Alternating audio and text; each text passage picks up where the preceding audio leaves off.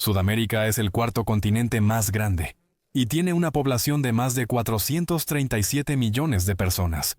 Es el hogar de los Andes y el Aconcagua, el río Amazonas y las selvas tropicales que producen aproximadamente el 20% del oxígeno del mundo. También cuenta con 4 sitios Patrimonio Mundial de la Organización de las Naciones Unidas para la Educación, la Ciencia y la Cultura, incluyendo Machu Picchu y el Cristo Redentor de Río de Janeiro, así como delfines rosados que nadan en el río Amazonas. Además de sus maravillas naturales y culturales, Sudamérica tiene otra historia relacionada con los ferrocarriles, tema que hoy exploramos en Ferrocarriles Explicados. Ferrocarriles Explicados ha sido por años una de las principales plataformas en línea para historias, análisis y perspectivas expertas sobre ferrocarriles. Ahora hemos llevado las cosas un paso más allá. Nos enorgullece presentar el primer libro electrónico de Ferrocarriles Explicados, un volumen cuidadosamente seleccionado que reúne las historias de nuestros primeros 100 videos con más de 600 páginas. Dentro, encontrarás explicaciones interesantes de conceptos clave ferroviarios, megaproyectos de infraestructura, tecnologías de punta y análisis detallados de los sistemas ferroviarios en países como Suiza, Alemania, España, Estados Unidos, Japón y muchos más. Este libro está dirigido a profesionales, entusiastas, estudiantes y personas interesadas en cómo funcionan y la importancia de los ferrocarriles. Y esto es solo el comienzo.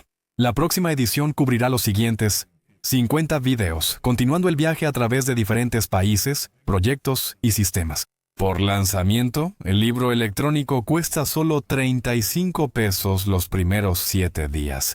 Luego, el precio será de $50. Adquiere tu copia ahora. El enlace está en la descripción. El transporte ferroviario en Sudamérica varía mucho entre países. Algunas naciones conservan redes ferroviarias clave para sus economías, mientras que otras las han dejado en favor de autopistas. La mayoría de los sistemas surgieron a fines del siglo XIX y principios del XX, construidos por inversionistas extranjeros, sobre todo británicos, para extraer recursos como minerales, café y carne para exportar. Estas líneas a menudo conectaban regiones del interior con puertos del Atlántico y del Pacífico, dando forma a un continente donde los ferrocarriles servían al comercio global más que a la conectividad interna. Tras la Segunda Guerra Mundial, el transporte por carretera empezó a desplazar al ferrocarril. Regulaciones obsoletas, déficits financieros y baja productividad plagaron el sector, lo que provocó reformas radicales entre las décadas de 1970 y 1980. Varios países optaron por privatizar a gran escala, dando concesiones a operadores privados bajo supervisión gubernamental. Resultados mixtos. Argentina y Brasil renovaron parte de sus redes, mientras que otros países sufrieron más deterioro. Un desafío clave para los ferrocarriles sudamericanos es la falta de estandarización en los anchos de vía, lo que complica las operaciones transfronterizas. Por ejemplo, Argentina utiliza un ancho de vía de 1.676 milímetros Chile, una combinación de 1.676 milímetros y vía métrica, y Bolivia emplea vías métricas y de ancho estrecho. La fragmentación y la difícil geografía del continente, como las selvas del Amazonas y las pendientes de los Andes, han dificultado históricamente la expansión del ferrocarril. En cualquier caso, decidimos abordar el tema de los ferrocarriles sudamericanos, ya que es prácticamente el único continente del que nunca hablamos en Ferrocarriles Explicados. La idea es repasar brevemente todos los países de Sudamérica y presentar algunas características básicas de cada sistema ferroviario. Como de otra manera tomaría demasiado tiempo, en este video solo cubriremos Brasil y Argentina, ya que representan las redes ferroviarias más grandes y desarrolladas de Sudamérica. Y en algunos de los siguientes videos, cubriremos todos los estados restantes. Antes de continuar, en caso de que disfrutes nuestros videos, no olvides darle like y suscribirte a nuestro canal. Y también apóyanos considerando convertirte en nuestro patrocinador, haciendo clic en el botón de unirse o realizando una donación única. Esto es muy apreciado ya que estamos tratando de hacer más videos que nunca, mientras que el algoritmo de YouTube parece no ser generoso con los temas relacionados con los ferrocarriles. Gracias. Ahora Brasil. En Brasil, el sistema ferroviario está enfocado en las exportaciones agrícolas, el transporte de mineral de hierro y otras cargas, con solo unos pocos servicios de pasajeros de larga distancia. En cuanto a la longitud, Brasil en realidad está entre los 10 primeros del mundo, con casi 30.000 kilómetros de vías y conexiones físicas con Argentina, Bolivia y Uruguay. Solo el 5% de toda la red está electrificada. En todo el país, la infraestructura y el material rodante moderno y obsoleto conviven debido a las concesiones privadas flexibles del gobierno federal entre 1996 y 1999.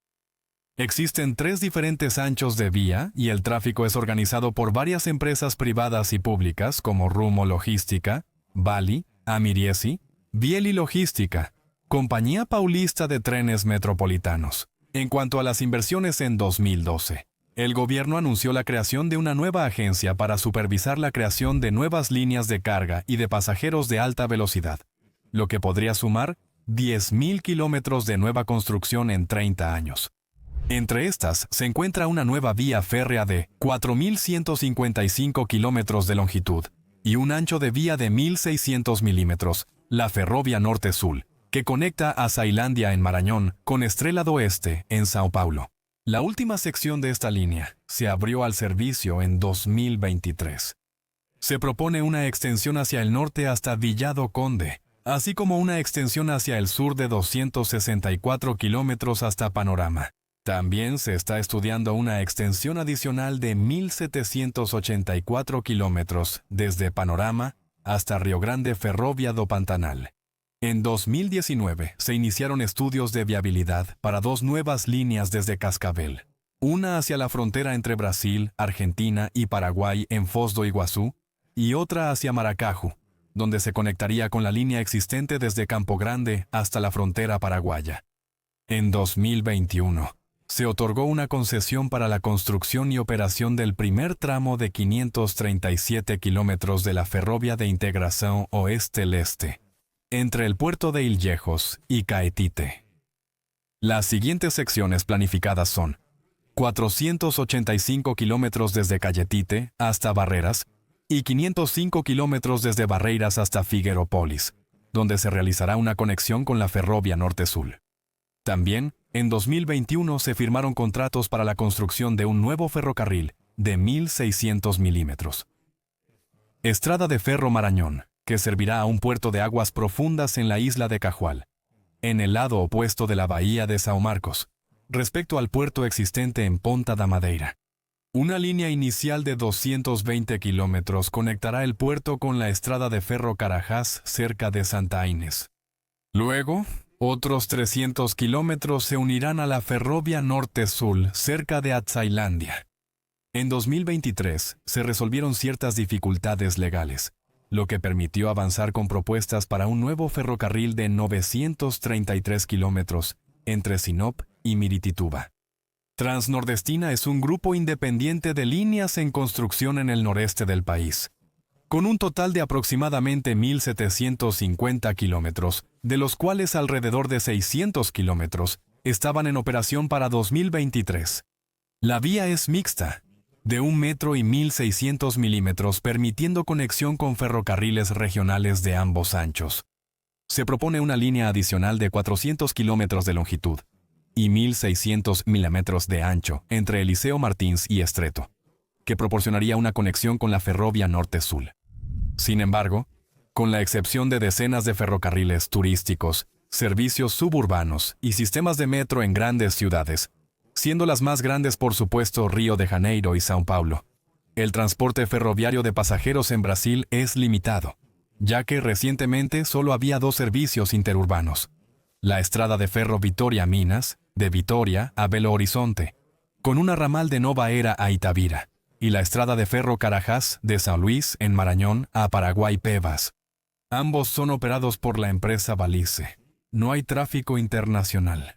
En lugar de una conclusión, podríamos decir que Brasil está emprendiendo un esfuerzo ambicioso a través de su Plan Nacional de Logística de 2021 y el reciente Plan Nacional Ferroviario, para utilizar el poder transformador del transporte ferroviario como catalizador para el desarrollo económico. Se busca expandir la red ferroviaria un 59% para 2035 y subir su participación en el transporte del 17.7% al 34.6%. Aunque la iniciativa va más allá de simples objetivos numéricos, representa un compromiso con prácticas sostenibles y con garantizar la seguridad alimentaria mediante el establecimiento de corredores eficientes para la exportación de granos. En ese sentido, existe un plan valorado en $780 millones publicado en enero de 2025, relacionado con la línea ferroviaria que conecta Nova Iguazú y Cariachica. En Argentina, después de décadas de falta de inversión y deterioro, los ferrocarriles argentinos fueron desmantelados y vendidos en la década de 1990, cuando el gobierno del presidente Carlos Menem implementó un amplio programa de privatización. En 1991, Ferrocarriles Metropolitanos, asumió el control de los trenes suburbanos en Buenos Aires, y entre 1994 y 1997, concesionó las 7 líneas a empresas privadas. Las operaciones de carga de los ferrocarriles argentinos se privatizaron mediante concesiones de operación y mantenimiento a largo plazo.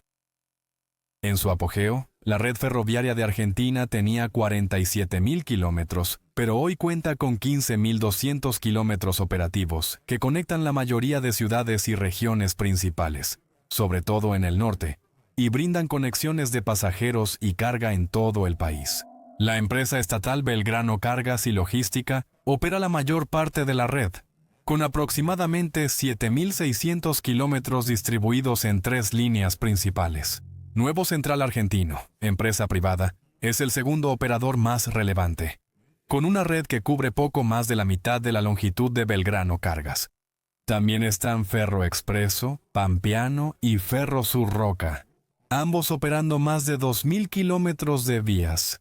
No obstante, el sistema ferroviario en Argentina aún enfrenta desafíos de mantenimiento e inversión. El sistema de concesiones no detuvo el deterioro en gran parte de la red, como la trocha métrica Belgrano Cargas, que cubre el centro y norte de Argentina, donde el tráfico de carga bajó de 3.3 millones de toneladas en 1998 a 500.000 en 2006. La infraestructura, que ya estaba en condiciones críticas cuando comenzó la concesión, continuó deteriorándose y, con la escasez crónica de locomotoras y vagones en condiciones de servicio y la disminución de la confiabilidad, muchos clientes abandonaron el ferrocarril. Por lo tanto, el gobierno revocó la concesión de Belgrano Cargas en 2008, y después de 5 años bajo control estatal, la empresa fue formalmente nacionalizada en 2013. Tras el grave accidente ferroviario en la red suburbana de Buenos Aires, en 2012, cuando murieron 51 personas y 703 resultaron heridas, el gobierno rescindió la concesión de Trenes de Buenos Aires para operar las líneas Mitre y Sarmiento. Para 2015, el control de las 7 líneas suburbanas había pasado al operador estatal de trenes Sofset, ahora conocido como Operaciones de Trenes Argentinos.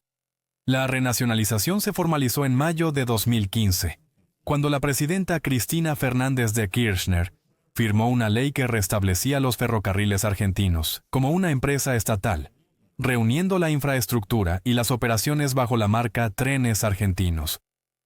Con el respaldo de préstamos chinos, la administración de Kirchner comenzó la modernización de la infraestructura y el material rodante en la red suburbana de Buenos Aires. Por ejemplo, en 2013 se ordenaron 709 coches unidad múltiple eléctrica a CSR Qingdao, Xifang, para reemplazar el material rodante obsoleto en las líneas San Martín, Sarmiento, Mitre y Roca.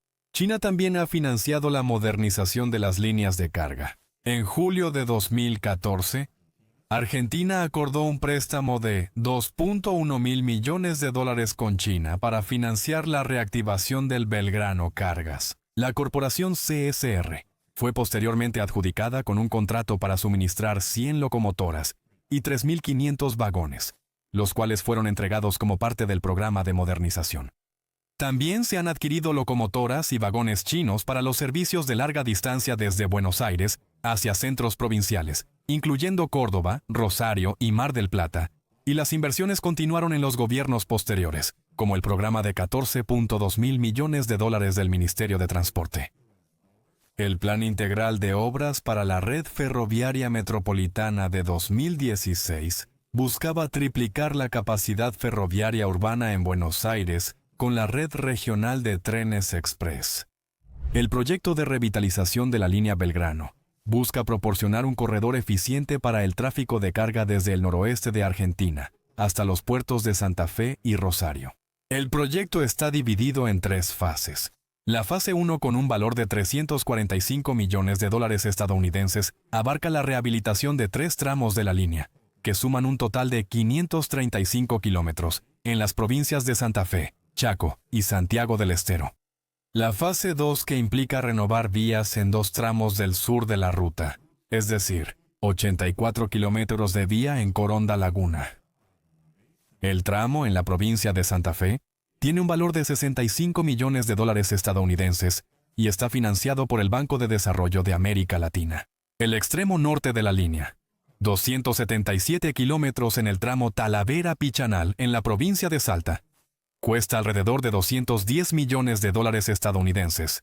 Al mismo tiempo, se invertirán 105 millones de dólares estadounidenses en la renovación de 139 kilómetros entre Embarcación en Salta y El Chalicán en la vecina Drucruy.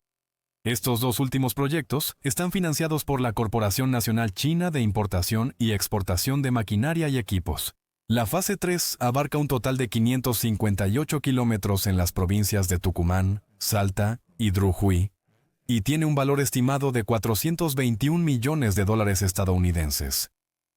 Existen otras iniciativas importantes, como la renovación de los 486 kilómetros de la línea Mitre desde Rosario hasta Córdoba, la modernización de la línea San Martín desde Pilar, cerca de Buenos Aires, hasta Mendoza, junto con la línea de 240 kilómetros desde Rufino hasta Saldini en la línea Mitre. La mejora de aproximadamente 800 kilómetros de vías en la línea Urquiza de Trocha Estándar que conecta la región noreste mesopotámica con el puerto de Buenos Aires, y la modernización de la línea Roca desde Buenos Aires hasta Bahía Blanca, Cipolletti, Añelo Rincón de los Ces, lo cual se considera vital para la explotación de las reservas de petróleo y gas de esquisto en la cuenca Núcan. Para algunos de estos proyectos, Argentina ya estableció cooperación con China y empresas chinas. En resumen, el Plan de Modernización Ferroviaria de Argentina abarca la modernización de las líneas Mitre, Belgrano Norte, Roca y La Plata, la renovación y extensión de la línea Belgrano Sur, y a largo plazo, el gobierno tiene como objetivo lograr una recuperación completa de la red de carga para 2035. Con la renovación de 20.000 kilómetros de vías. Y aquí vamos a terminar este video, ya que en uno de los próximos vamos a publicar una segunda parte de la historia, en la que vamos a explorar el sistema ferroviario de los países sudamericanos restantes y daremos algunas conclusiones generales sobre el estado del ferrocarril en Sudamérica. Hasta entonces, gracias por vernos. Y por supuesto, no olvides darle like, compartir y suscribirte.